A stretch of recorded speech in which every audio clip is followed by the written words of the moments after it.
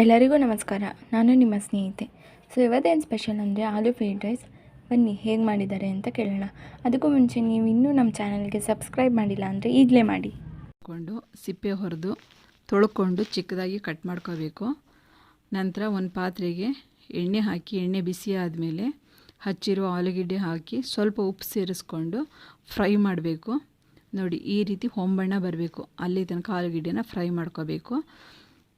ಇದನ್ನು ಎತ್ಕೊಂಡು ಒಂದು ಬೌಲ್ಗೆ ಹಾಕೋಬೇಕು. ಇದು ಹಾಗೆ ಬೇಕಾದ್ರೂ ತಿನ್ಬೋದು, ಅಷ್ಟೊಂದು ಕ್ರಂಚಿಯಾಗಿ ರುಚಿಯಾಗಿರ್ತದೆ. ನಂತರ ಅದೇ ಎಣ್ಣೆಗೆ 3 ಹಸಿಮೆಣಸಿನ್ಕಾಯಿ, ಗೆಜ್ಜಿರುವಂಥ ಶುಂಠಿ ಬೆಳ್ಳುಳ್ಳಿ, 2 ದಪ್ಪ ಸೈಜ್ ಈರುಳ್ಳಿನ ಫ್ರೈ ಮಾಡ್ಕೋಬೇಕು. ತುಂಬ ಸಾಫ್ಟಾಗಿ ಫ್ರೈ ಮಾಡ್ಕೋಬಾರ್ದು. ಈರುಳ್ಳಿ ಫ್ರೈ ಆದಮೇಲೆ ಬೀನ್ಸು, ಕ್ಯಾರೆಟು, ಗೆಡ್ಡೆಕೋಸು ಹಾಕಿ 1-2 ನಿಮಿಷ ಫ್ರೈ ಮಾಡ್ಕೋಬೇಕು.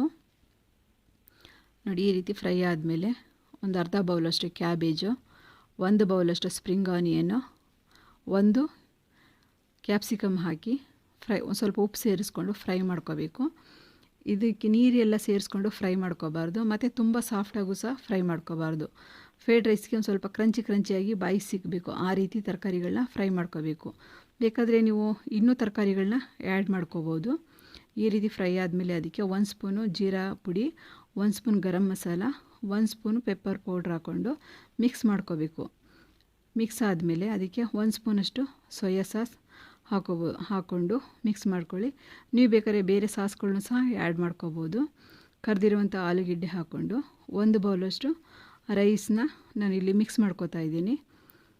ಸ್ವಲ್ಪ ತಣ್ಣಗಾಗಿರಬೇಕು ರೈಸು. ನೋಡಿ, ಈ ರೀತಿ ಮಿಕ್ಸ್ ಮಾಡಿಕೊಂಡು 1-2 ನಿಮಿಷ ಮೀಡಿಯಮ್ ಇಲ್ಲಿ ಫ್ರೈ ಮಾಡಿಕೊಂಡ್ರೆ ರುಚಿಯಾದ ಫ್ರೈಡ್ ರೈಸ್ ರೆಡಿ.